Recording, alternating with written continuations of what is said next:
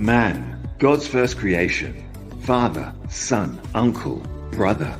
On a journey of highs and lows, you were created in the image of God and given dominion in the earth, destined for great things and to fulfill purpose. Join us on Men on Monday as we discuss all issues related to men. We are unifying family, building you, building strong families, building strong futures. Join us on Men on Monday.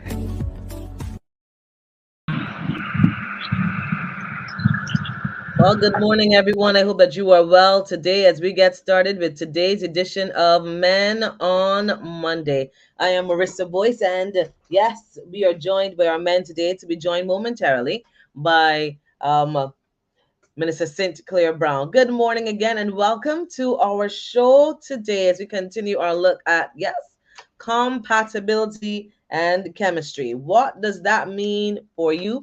What does that mean for me? What does that mean for many of us? Understanding. So we're going to go back a little bit this morning, and then we're going to come forward just a little bit. As we get started today, I just want to say good morning to Pastor Edison Bynoe, Bishop Mark, Minister Sinclair. Good morning, gentlemen. How are you? How was your weekend? Good morning. Good morning, everybody that's listening. I had a weekend that was a blend of good, blend of great, blend of not so good. But, overall, it was a good weekend. Yeah, for me, mine went well. I got some rest and everything went well. I'm happy to be alive this morning. Hallelujah. How's the I'm doing Batman well Sinclair? this morning. It's coming along very well. No, just dealing with some nerve issues. So, yeah, so nerve pains kicking in. So I'm dealing with that at the moment.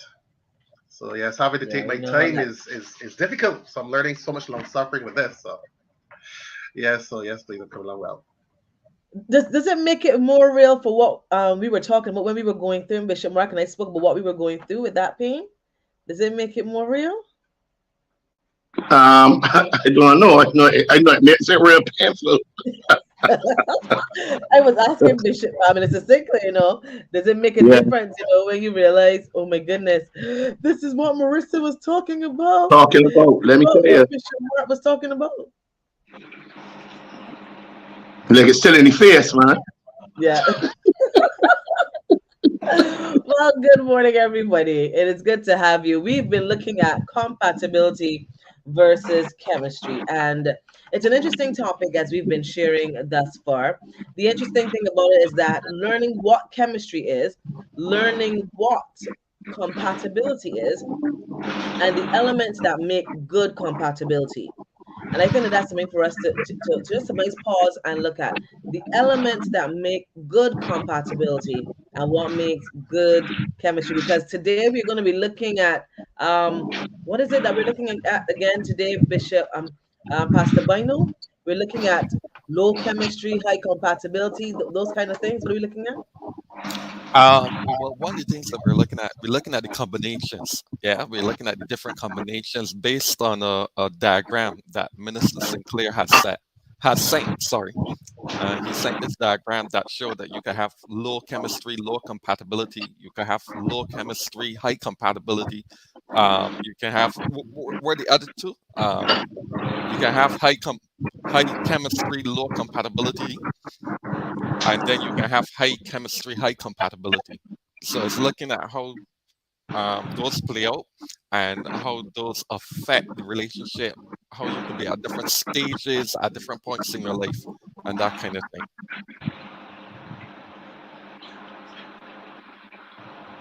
Yeah. So maybe we could start with the low chemistry, low compatibility, and Yeah, I go was trying from to there. fix something here. Sorry. Yeah, we're getting some noise in the background. Yeah, we try to figure out how to navigate those technical issues.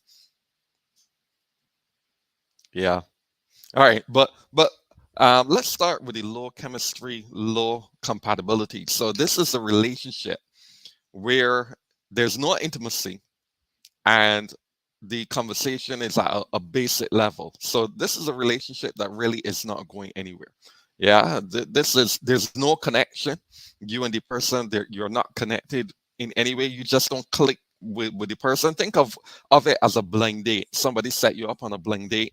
You meet the individual, and when you talk to the person, there's just nothing there. There's no chemistry, no fireworks, no excitement, no enthusiasm.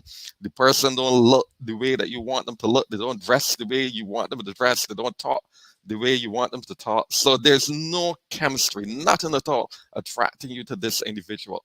And then when you begin to talk to a person, if you've ever watched those movies that show people on blind dates, and then it shows them going on different blind dates, and they're talking to people, and the people just weird, people crazy, people just no compatibility, nothing similar, nothing that you can talk about, that you can kind of connect with the other person. So when you encounter that situation, low chemistry, no fireworks, no nothing, no attractiveness, low compatibility, no similarity, no common ground that you can build a relationship on, then that relationship can't go anywhere. So if you're single and you meet somebody like that, the relationship is not going anywhere. Yeah. The question would be now, what happens if that develops in your relationship? It wasn't always there, but years into the relationship, children come along, responsibilities come along, and that sort of thing. All of a sudden, you find that the chemistry is very low, and then you find that the compatibility is not there. So you have grown apart. Somebody might have grown professionally. Somebody might have grown in ministry. They might have grown in their relationship with God. Then the question is, when that happens and your relationship now is characterized by low chemistry and low compatibility, is there anything now that you can do to revitalize the relationship? So I'm going to stop there. But the first one, low chemistry, low compatibility. Bishop Mark, want to jump in there? Yeah, I tend to agree with most of what you have said in terms of, that particular relationship combination really is not going anywhere, because obviously if there's lack of intimacy and um, well, the fact that the chemistry is not right, I think if we're honest with ourselves, we tend to pick at that from early. I remember years ago as a young man, well, not so young, but having recommitted my life to the Lord around 27, 28, having initially given my life to the Lord when I was 9 years old, and then, you went to school and you backslid. Not in a bad, I went into drugs or nothing, not backslid. And I found a lot of my friends were seeking to match me. So somebody would say, because I got married at 33, I was very happy to do so. Because when I got back to church, I decided to focus on God, and that was it. And so a lot of my friends would be trying to match me with people. They might see somebody that maybe we were in a group and we got along well on that occasion. And they would call and say, got somebody that I think will match with you. And when I started to speak to the person, although with all the intentions that anybody can't pick for me, realized that the chemistry just wasn't there. Whether it was, how when the person talk or when they move, it wasn't there. So when you find that there's low chemistry and low compatibility, that I think that speaks for itself. That you have to be honest. Although sometimes a person might get attracted to the physical attributes. So it's not about chemistry, but I like how he looked, I like how she looked. As a dark lady, I wanted a clear fella so that my children would be brown skin. All of these various things can come into play.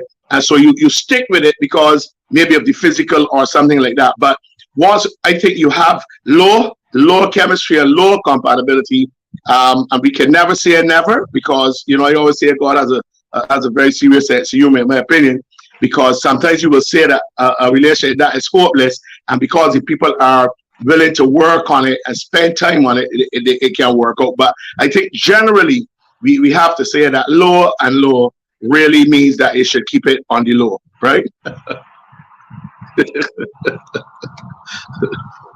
Go ahead, Minister Sinclair. Let's hear you. We're talking about our first tile on our compatibility, low chemistry, low matrix. compatibility. Yes, Yes, low please. chemistry, low compatibility, a relationship devoid not only of intimacy but probably basic conversation too. On the rare occasion this does happen, it doesn't last long. And as Yes, as please. Mrs. Pastor Bynoe was just sharing, it is sad if a relationship gets to that point, a marriage gets to that point, Yes, please. it's almost as if you're like the roommates, you're living just two passing ships in a home. But it's also a great place to start to find out if a relationship will go somewhere. It's a great Yeah. place to begin, and be able to gauge, you know what, do we share the same interests? Do we are we are we on the same path? And it happens through building the relationship, getting to know each other. Go ahead, Minister Sinclair. The interesting thing with these concepts, which are very good and they're tools to be used, but when you got something like in the East where people have arranged marriages and they last, and I mean, and they're happy. I mean, like it's only every once in a while you find the best of show videos or movies of a lady in a marriage that she don't like, but you find that they literally are in a healthy relationship, have a family, produce all those things, and these are arranged. There's no dating, there's no flowers, there's none of that. Is yeah, you marrying Bob, you're marrying Jean, and we meet and we get married and we go. It's like yeah, cool. And so a lot of this ideology also is challenged by other cultures. So you'd be surprised how cultures actually that we come from affect how we look at a thing, how we look at a person, how we look at relationships. What is it that we really like? So you can find even, let's say with a hairstyle. One time, a lady shaving the side of her head was not a thing, right? And then Rihanna did it, and then it became a thing. All of a sudden, women were, I like that. All of a sudden, it looks nice. So was it that it didn't look nice before, or was it because it became acceptable as a thing, and all of a sudden it was more appreciative? So if we look back culturally, in the 50s and before, a plus size woman was an attractive woman. That was the girl to go and get. A skinny girl could not get a guy, right? Because a skinny girl was not attractive. She was not seen as a wife material, if you get what I'm saying to you. So once again, skinny girls were losing it because they can get a guy. You know what I mean? If you look back at all the, especially African culture, the more voluptuous a woman was, the more attractive she was. So she got all the guys. So what has happened? So a lot of things when we think compatibility and attractiveness, some we think it is subjective, but it's very much cultural. So even when you talk about chemistry, and going back to the analogy Bishop Mark used last week, it is the X. We use a car. When we use a car, I think that makes it seem, very something that we can use all across. It is that thing that we look at. We like the color of the car, the lines of the car, the shape of the car, all those things. But if you think about it, there are cars that once time was the car to be had. I remember the Bluebird was the car to be had. Now Bluebird passed, nobody cares about it. 11, 1 and 11 was the car to be had. But once again, you have 11, no, nobody's looking at it. So there's the external and that whole thing of chemistry and, oh, look at man, I love it. But that's the same thing. And what the questions they ask couples is, if you didn't have to work with money or anything like that, and you could choose any car in the world, what car will you choose? Yeah, people go for the Bentley or all these different types of cars. Yeah, Lamborghini. Okay, now here's a different question. If the car you choose is the car you have to keep throughout the rest of your life, when you get a family, children, this, that, you have to keep this car. When you choose this car, you have to keep this car for the rest of your life. Now all of a sudden we are thinking different because a Lamborghini will fit if I got kids and those things. So we started to think differently about the vehicle. It's the same thing in marriage. Many times we want what we want, which is the flavor of the month, which is the chemistry. But are we really looking for somebody that's compatible with us for the journey of our lives? And yes, if you have low chemistry and low compatibility, there's not that connection or relationship, and it could cause a real serious issue. But I think culture also impacts impact our thought process when it comes to chemistry.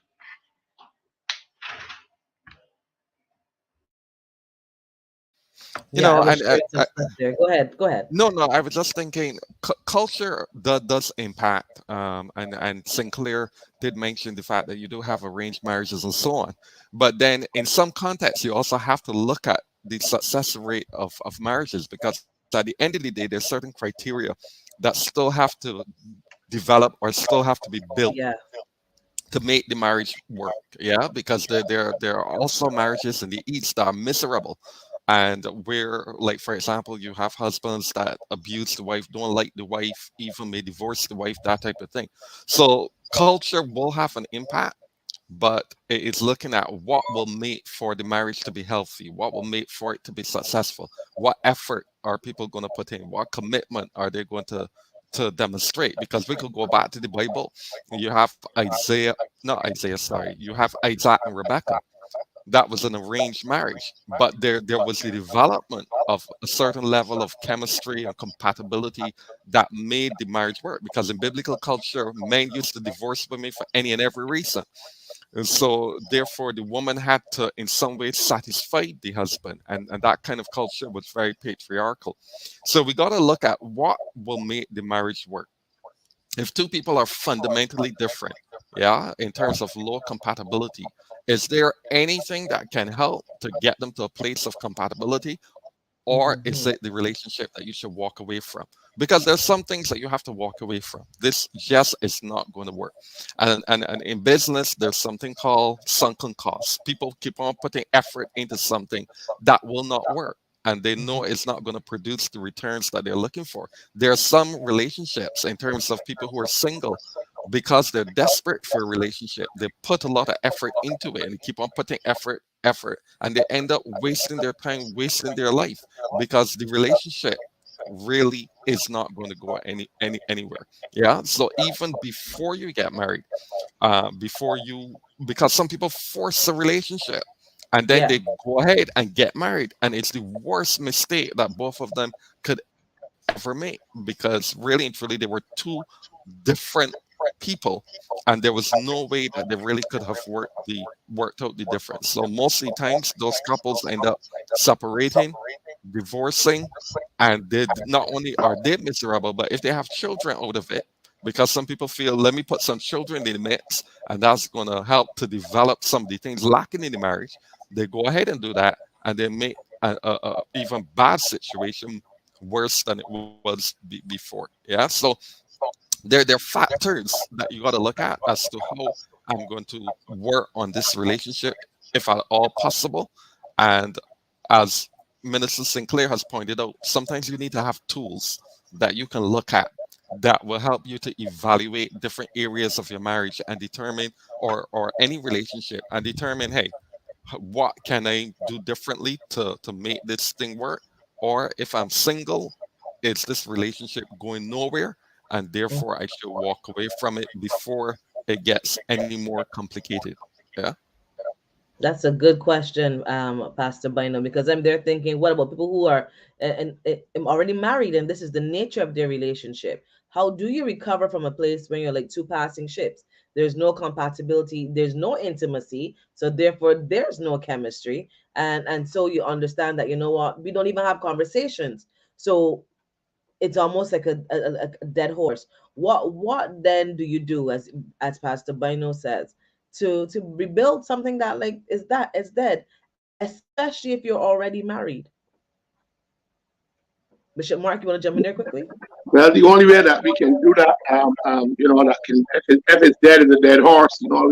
Miracles do happen. You can still raise, people can be raised from the dead. But my thing would be that the only way that something like that, and that's why sometimes people live in homes and they got their segregation done and they'll make out with the marriage and so on until they die. But I think that if a couple is already in that situation, and I find that very hard, that means that they probably didn't had the right counselor or sought counseling. But I think that the only way that it can be turned around now is if they're prepared to now get the counseling that they probably didn't have before. And then they are willing, because you can go to all kinds of counseling and hear what the counselor said, but they must have a willingness to be able now to work on the challenging areas that they have. And maybe sometimes you will find that it is that people don't have an understanding of what to do. So instead of trying anything, they stay back. But then if they are humble enough and honest enough, they will, and they listen. There are many times, I'm sure the others will agree to this, they're able to turn things around. But that is trying to get those kind of horses together.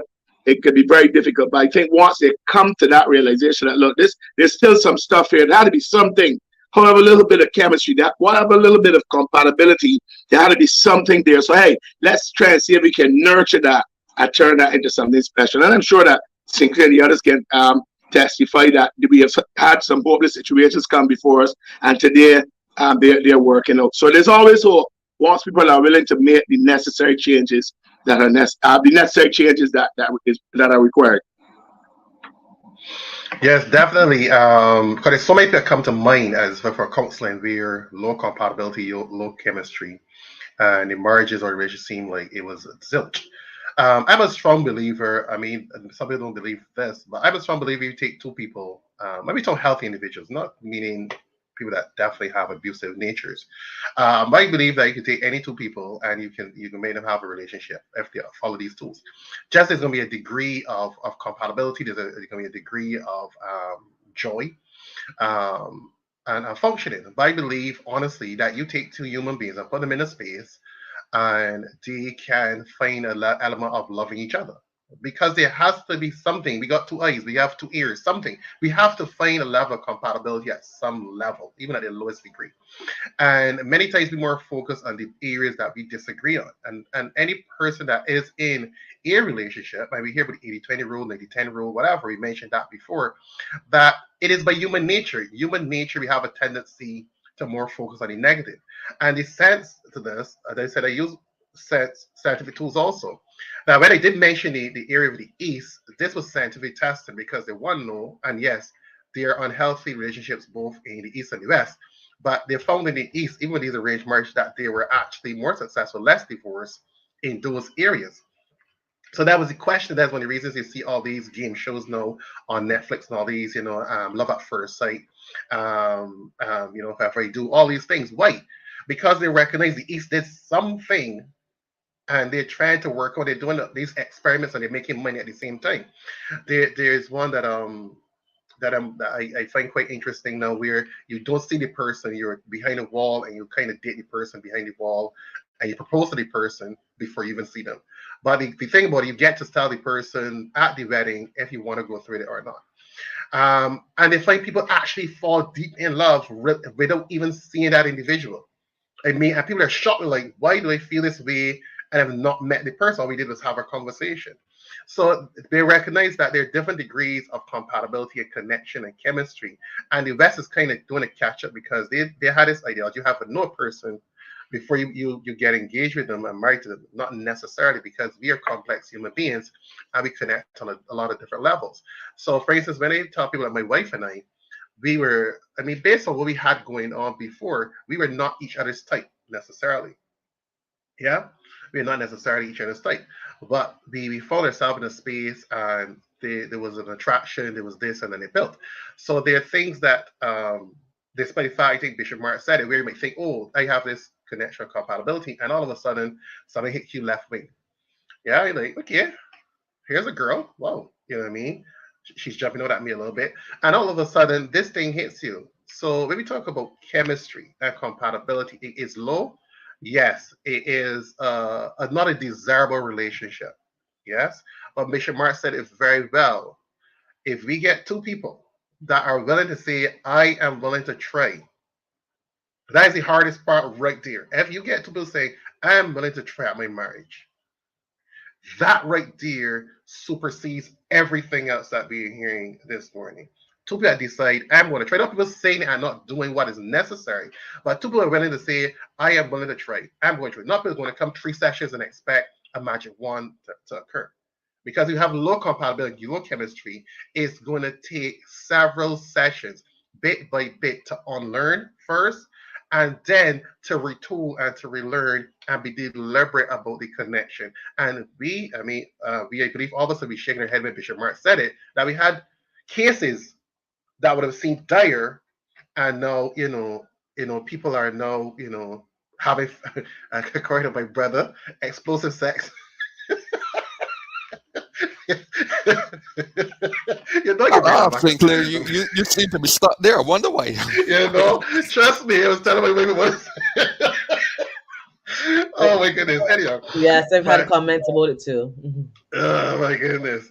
Right. So we have people know that are back there that honestly did not think that they would ever have a connection with a human being. But God has designed us with something called choice. And it supersedes everything. I am so serious. If we choose to say, you know what, I choose this person. And that's what I said to people was, that me and my wife, we have low compatibility based on the testing that's done. We have about 30% compatibility. If you go on the test variables, we end up in red, right? Our personalities mesh and it is red. Is like, honestly, leave this alone, right? Because it's green, yellow, thing, but it's red. Our personalities don't necessarily fit together. It takes choice, it makes decisions, it takes deliberate action. And we have high chemistry and high compatibility. But when it talks about if you look at just the personalities alone and the meshing, it will be in the red, which means then that we have to make deliberate actions to bring what Bishop Bynoe was saying, is to bring those elements of low compatibility, low chemistry deliberately into high compatibility and high chemistry. All right. So we're going to continue to show our interesting chart, our matrix today. Good morning to Shane and Veronica, the Invisible Man. Good morning to Ramon with us this morning. Please like and share our live stream. We're talking about chemistry versus compatibility, and we're looking at just what just maybe you can look and see where you are on the chart with your relationship. The next one is high chemistry, low compatibility, when it feels so right, but it's also wrong, aka walking dumpster fire of a relationship. Yeah. What is that? Let's explain that. Me and Mrs. Jones kind of thing going on. Wow. Yeah, high High chemistry, chemistry. low Yeah. compatibility. That is so shallow. But it happens. It happens where it feels right, but everything else there is wrong. You have this connection, it's high chemistry, and because you see the human body cannot tell it what to connect with or what to find attractive. All of a sudden, and that's why if you don't have discipline, people end up cheating in relationships. Yeah, because all of a sudden and especially at work, the workplace is the highest space of fornication and infidelity. Why? Because we spend more time with a person at work. We look our best, we smell our best. You know what I mean? We're winning at that stage. So you find that you're in that space with a person for 8 hours uninterrupted, and then the chemistry, and all of a sudden, like, woo, somebody find a space at work, and then they get caught in the margin hell. So there's a high chemistry, but we know that there's not a lot of compatibility there. So it's very flippant and it's very, very, very shallow. So in a marriage, a person that actually, I think Bishop Bynoe said it also, was where people go in because they want to marry so bad, want a relationship so bad, they get this high chemistry. Oh, he's cute. But the guy has not been productive. He's 40 years old. He still live at home with his mother. You know what I mean? Sorry, like seriously, that is a red flag, like legit. You know what I mean? The guy has had several jobs. He's not stable. He's not this. He's not that. But this high chemistry, you understand? Our girlfriend, she has not been stable. Her finance, she has been a whole set of things. She looks good. Sex is great, but the compatibility is not there. So you have a very shallow and not rooted deep relationship. Yeah, but I find that with the high chemistry, that is where a lot of people fall on, because you go by the physical, you go by how nice it feels, you go by the fact that when you walk down the road with your handsome guy, everybody say, "Wow, will you get here? Listen, let me tell you," or the fella say, "Wow, that woman you got there, boy, she look good." And so we trade all the other things for the fact that we have this feel good. I got a hot chick with me, every time it turns. For the physical, trading everything else for the physical. Yeah, and the chemistry, you feel good with them. The chemistry, because it's high, you feel that everything is right. But then as St. Clair said, already rubber hit the road, and you got to make certain decisions. You find you go out and you might very well find that the girl all the time playing she breath, she ain't pulling out a thing, and you start to wonder where. But what's this here? What's the sugar daddy here? What's happening? Because all of a sudden you start to put out little tests, or you love the guy, the muscles, you love everything. But boy, when he started to eat, he got the food flat all about the restaurant. He digging his nose as he eat, and you say, they're embarrassed, or like what happened in my relationship. As you can see, I'm very bubbly and I talk low because I got a lot of diaphragm. And my wife, when she first met me, we be out. And she be on the table knocking me, "All right, Mark, it's time to behave now. All right, Mark, cool down now." But you know what? Over the years, she has now become the jokester, because I can't get in a joke at all. because she now has become a bit more compatible. As a matter of fact, more compatible now. So it is these kind of things. So that is where you see that a lot of times we have struggles with relationships is because the chemistry that the lower, and I think one of the things they have the problem with mostly is this high and low compatibility, because a lot of times the reason that the couple are not the persons are not compatible is because of how they've been culturalized and so on, and so they are kind of like set in their ways. So when these issues come up now, boy, it is hard sometimes to give up ground. It is hard to, turn the other cheek. It is hard to say, well, look, what I'm going to do is, as we were talking earlier, myself and Clair, in terms of how we go about and work with the people. You're not willing to work because it's like, I am me and you got to accept me for me. And if you can't accept me for me, go along and that kind of thing. But you don't want to say go along because you have that high chemistry. So that's where you see people would say they're finished and they're finished this week.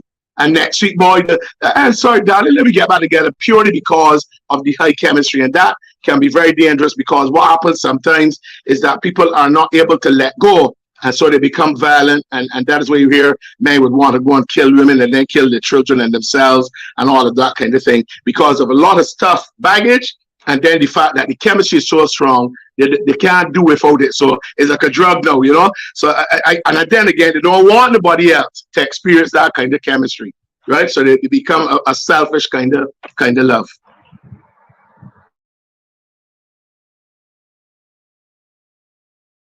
Like what Bishop Mark said, boy, that up and down relationship, you're together today, you break up tomorrow, just because of the chemistry. And the thing about that chemistry is that's where you get a lot of infatuation. Yeah, people are strongly attracted to the person, and the same infatuation typically lasts for about 2 years. It can last for greater or shorter, but the reality is it lasts for approximately 2 years. So you're crazy about this individual, but really and truly, there's no future in the relationship. Not to say that you can't work on it, as Minister Sinclair pointed out, but there's no similarity, there's no compatibility. The relation tempestuous, the relationship just up and down. Now, one of the periods that I find that this can happen easily is when men reach that midlife crisis. So we had a program that talked about the trophy wife. The man, you're hearing about some of these relationships. Some of them can work in the sense of a older man, younger woman. But sometimes it's based on the fact that I'm going through a midlife crisis. So in order to prove my manhood, that I still got it and so on, I want this woman, she's a certain look, a certain way. She's pretty. The man looking at her, she got all the different assets, whatever.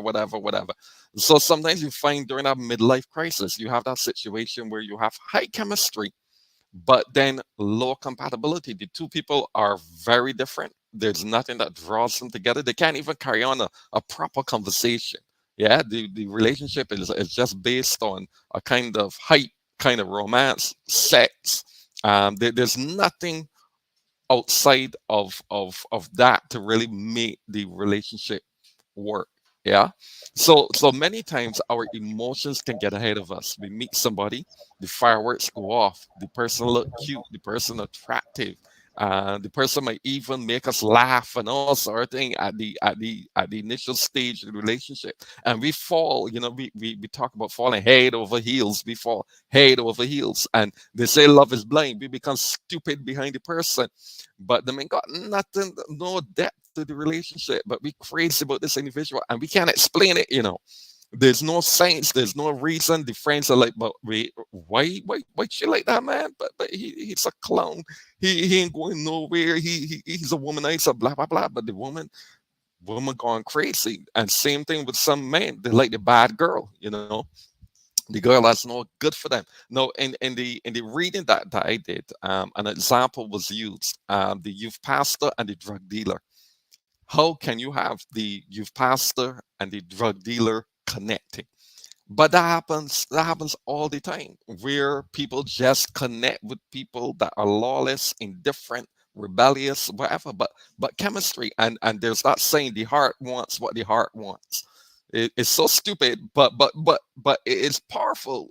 The fact that sometimes we get caught up with people and we can't even explain the nature of the relationship, why we get caught up with the person. So again, we got to be careful. I don't know if Minister Sinclair got some remedy for that high chemistry, low compatibility, and how to navigate it. You mentioned something very powerful there. A lot of people don't know this, and you mentioned it. And glad you brought it up.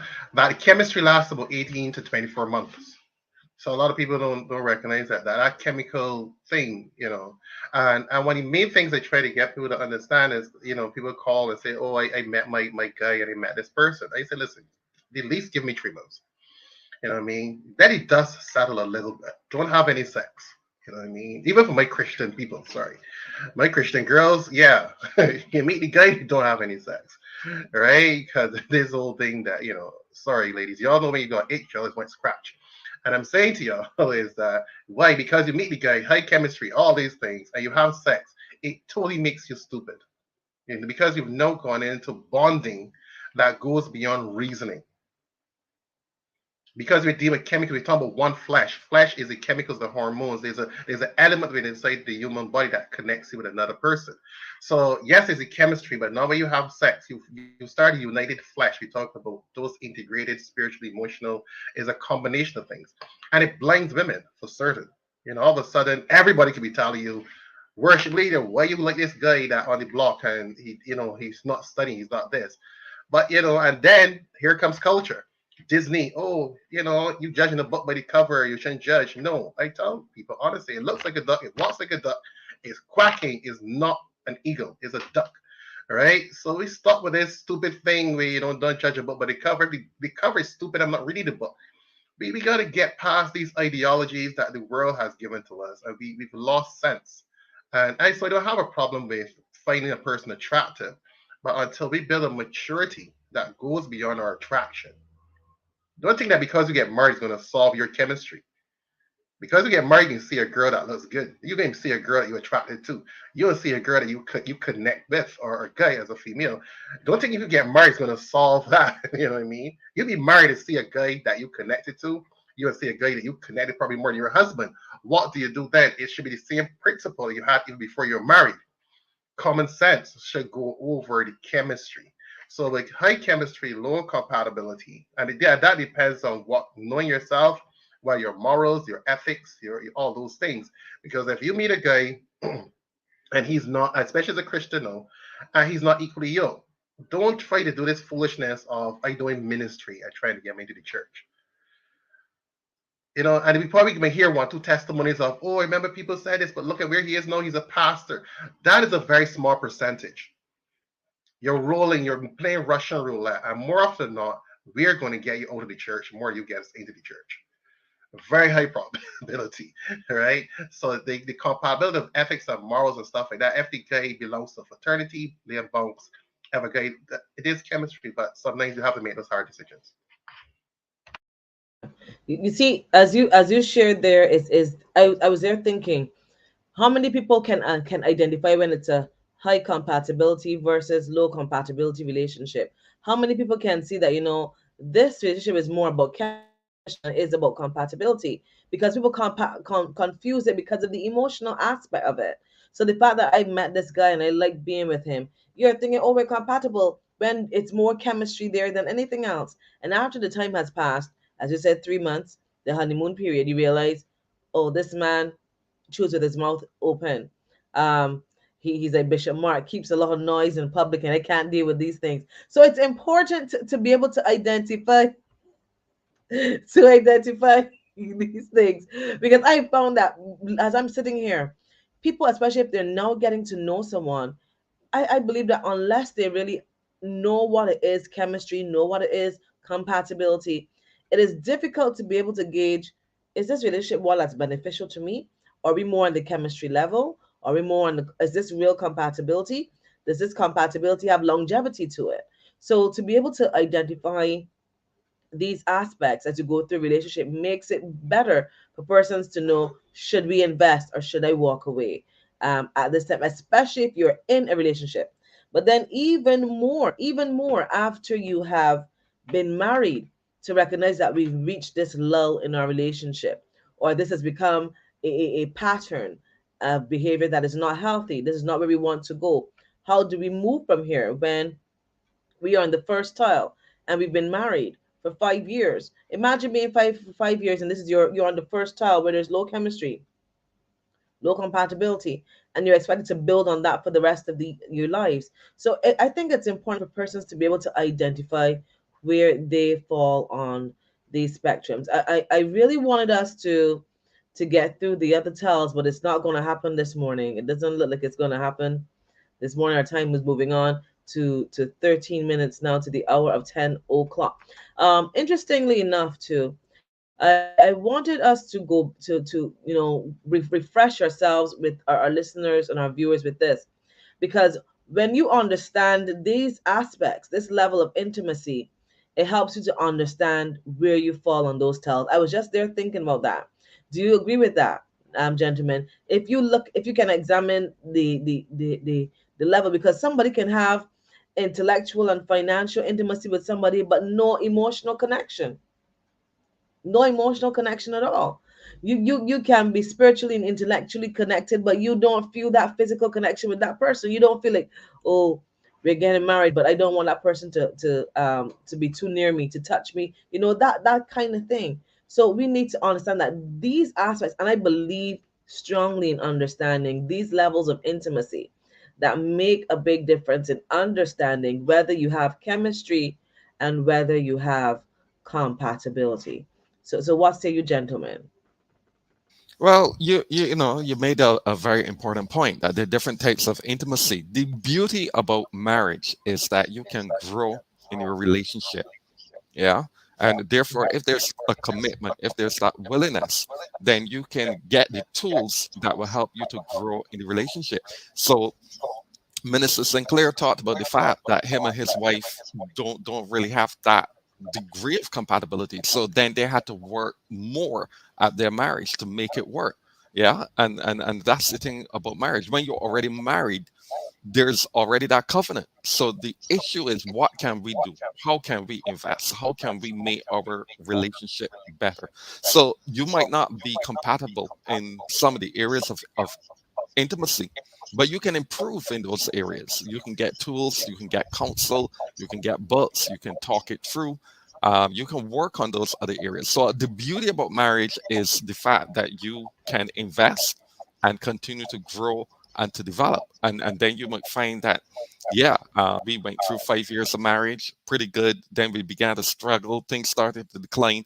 We started slipping to different levels, but then we realized it and we started to make the effort. We went to a counselor, did what we had to do, and the marriage became better. Yeah. So in the context of when you're married, you can continue to grow. So we don't want people to feel frustrated when they look at their marriage and they recognize that there are areas of dissimilarity. Don't want them to feel like there's no hope. It's just that you need to invest and begin to grow. Yeah. Yeah, I think also that I would suggest to any couple that a lot of times we things are right before us and we can see. Sinclair saw the time, you can see it. You ain't stupid. That's his words I love. You ain't stupid. You can see. So what I would suggest is that even as we would have talked about those things, emotional, the financial intimacy, all of these things, what people need to do is maybe have an assessment. Now, sometimes people are not mature enough to deal with this on their own, and so they should get help. I don't see it as a big thing. As you get a piece of paper, divide it down a leaf, a sheet, divide it down the middle, and or cross off how many areas there are, and you list them. Financial intimacy, can we discuss stuff, and do we understand how our finances are going? Emotional, how do we respond to stuff? Yeah, we good at that. Or probably no physical, I don't let you touching me up kind of thing. But that's where a husband you got to learn how to adjust. So by listing these things and having discussions, honest discussions, not about trying to win, not about proving that you don't have these inadequacies. You could say that, well, I kissed you last week. Last week, you should be kissing the woman every day, right? So what I think for people, and what I'm suggesting here is by no stretch of imagination, easy, because a lot of times people are too prideful. Men always say, well, I'm going to counsel another man can tell me what to do. And that time he's so weak in all the things that he does, he need help. So it is sitting down and have an honest assessment, discussion, write down your thoughts and try to come up with where are we lacking, where are the areas. Look, Sometimes the physical just fizzle out. Yeah, financially we struggling all the time in terms of what we do, we quarreling. And then when you do that assessment, right? And that says in itself that you're serious about making changes. You're serious about addressing the shortfall, and whatever. So once you do that now, realize, well, look, we still bickering. We still can't seem to come together on this. Is the time that you got to be man or woman enough to say, look, let us share some of the same money we have and try to go and get some counseling so that we can make this thing work.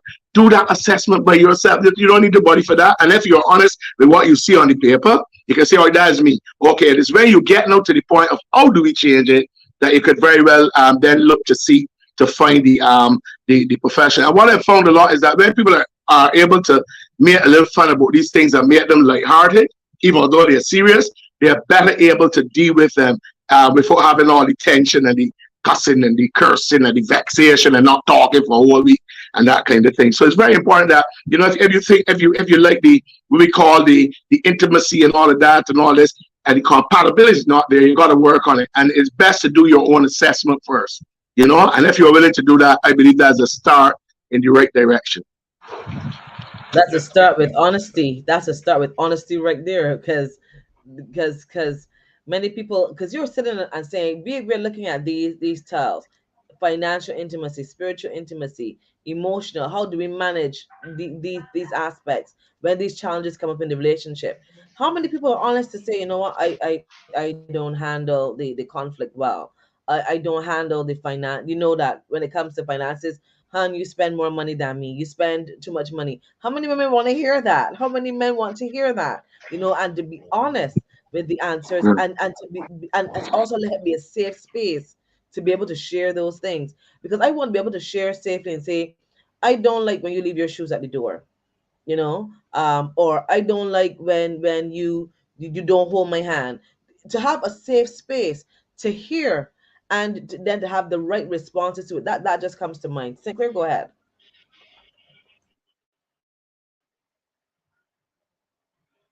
Well, I think Bishop Mark was going to say something. I don't want to get his thoughts. Yeah, no, I was just saying, to add to what Marissa was saying, that that is where you always say when you do the assessment and thing, you write down. The way you write down is that you look at the pro and the cons. So you can't tell me that we don't have or we lack financial intimacy, and then when the figures work out, when you look at the check, but we analyze how the thing is going. You have them person who want to be say you're right when the facts speak to the reality that, look, this is what's been happening. You feel that you're ever so emotionally attached, but then when were the times that you were emotionally? What were the times when I was trying to get you to understand X, Y, and Z? Where were those times? So once you do that in a practical way, you will have be really, I don't want to go down strong say a mad person, they will have be really stubborn. And I know that people are in what you're saying. You would really have to be really stubborn to see the facts and then want to ignore them, although we know that people do that. And that's the thing right there. To give Sinclair the final word, it also can't be all negative.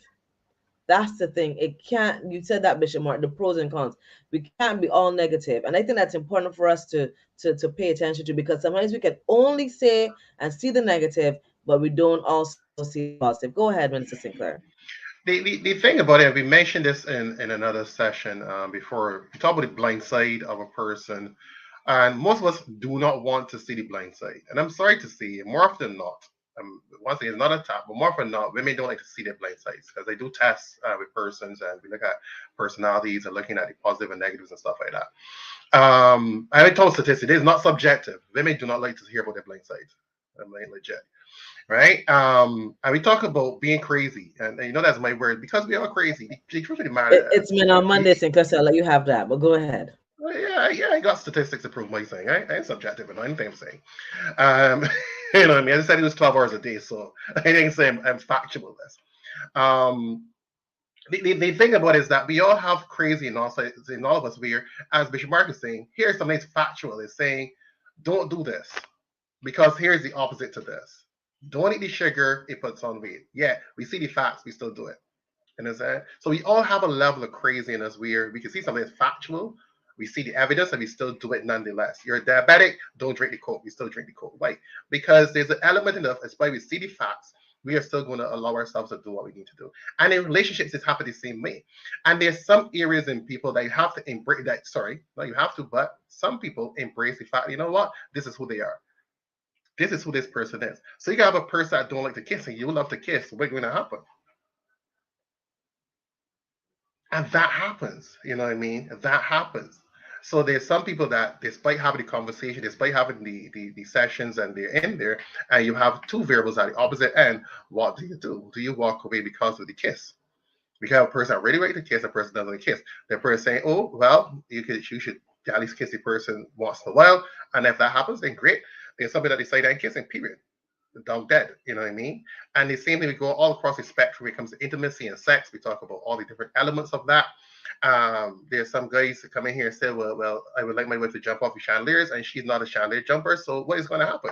Are we going to walk away from that because we're not getting this element? So some people, it's okay for us to say, let's have a conversation. Let's hear the other person. Let's have some flexibility. Some areas, some people do not flex. And that is the area I tell people, some of you have to accept a person for who they are, if you understand. To tell Bishop Mark to be a quiet individual, he starts to die inside because that is who he is. Yeah? So, and I would say his wife was there saying, but he too loud, but that is who he is. So all of a sudden, Bishop Mark has a choice to either then become more passive and not be as loud, or she can learn to embrace some backstation. She knows it's becoming a joke, but somebody's making a bend in the relationship. And what we have on first, we want to do this thing called kumbaya. Let's all compromise. Let's all negotiate. Some things are not negotiable. And that is a part of a relationship, a mature relationship, is that there's some things about your spouse that you have to accept. And it doesn't mean that you're losing. It doesn't mean that you're becoming less. It just means it's called love. It's something that you learn to understand that this is who my spouse is, and you accept them. And that is what love is in the fullness of it all. Your microphone is still off, sorry. No, I got you. I got you because, as you know, this, when I think about relationships, it can be so overwhelming to think, okay, what should I compromise on? What should I not compromise on?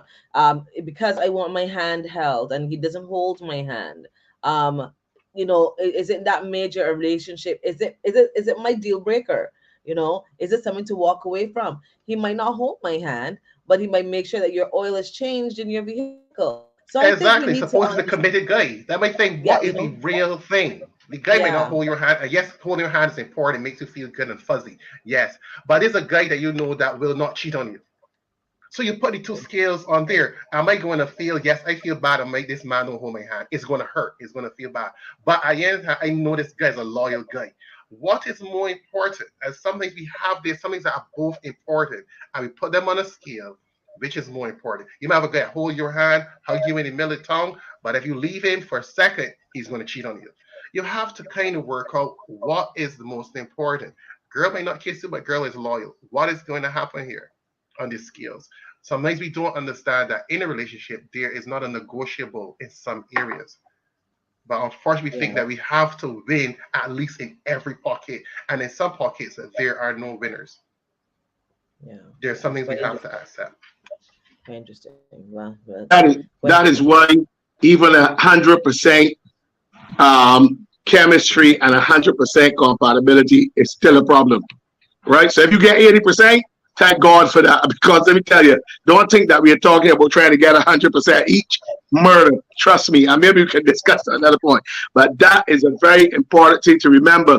Right, and I remember one time my wife was saying that I'm kind of a perfectionist, and she might only be able to give about 90%, and that revolutionized my life, because what it showed me is that science, we tend to fight for that 10% extra, trying to make everything perfect and get rid of somebody 90%. With 90% in any test, in any exam, is a pass, and an excellent pass. So we need to sometimes, factoring, even the statistics that you're doing analysis, factoring a little percentage on each side. You understand? And I think the relationship would be a lot more easy, a lot more I can't find the word, but the point I'm making is let us not try to get this 100% perfection thing and Yeah. then result in a very good person. Yes, It reminds me of please. the 80-20 rule, that 80-20 rule where people, they fight, they have the majority of it going on, but the little 20%, we focus, as I said before, we cannot, it cannot only be negative. It cannot only be negative when you're looking at a relationship. Too often we focus on the fact that we're not getting this one little thing, but we forget that there's the majority that we're getting behind. So it can't Yeah, only be negative. There has to also be the positive. But the yeah, makeup is, and as a social construct is, sometimes that because we're not getting what we're looking for, we think that the whole ship has been sunk that's because we right. didn't get it. You know. That's why Kenneth said that you should always seek to accentuate the positive. Mhm. Just want to say Yeah. something quickly. Nikita has Mhm. here, is it Men on Monday or relationship life from a healthy standpoint? I Yes. love Yes. that. And I think Karen said something here, and I think this is another issue. And serious women, I want to get this to you, please. This little nugget here. It says relationship should be about sacrifice on both parties. Whenever there is a sacrifice, generally speaking, women want to say, let's do the kumbaya. I try to get me, please get me for the kumbaya. Because it's like, if I give, you should give too. There's always this, like, if I do this, you should do this too. And once they feel that you're not doing this, then they start to withdraw. Because some things, as Bishop Mark said, and that we mentioned all the time, there's sometimes as though the person is giving 110, and it will feel as though they're not giving a sacrifice. That time they're dying and bleeding, and it would not feel as though they're doing anything.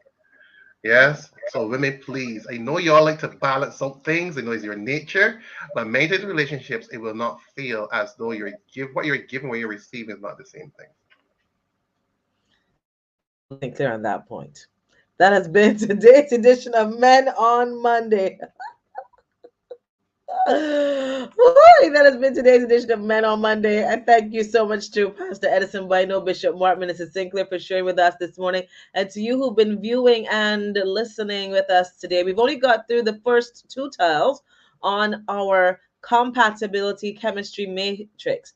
We looked at low chemistry, low compatibility, high chemistry, low compatibility. And next week, we'll end our look and our real love, Teach Me to Love series. Low chemistry, high compatibility, high chemistry, high compatibility. We'll be looking at all of these final two in our matrix next Monday. So feel free to join us, like and share our live stream today. Thank you so much for joining us.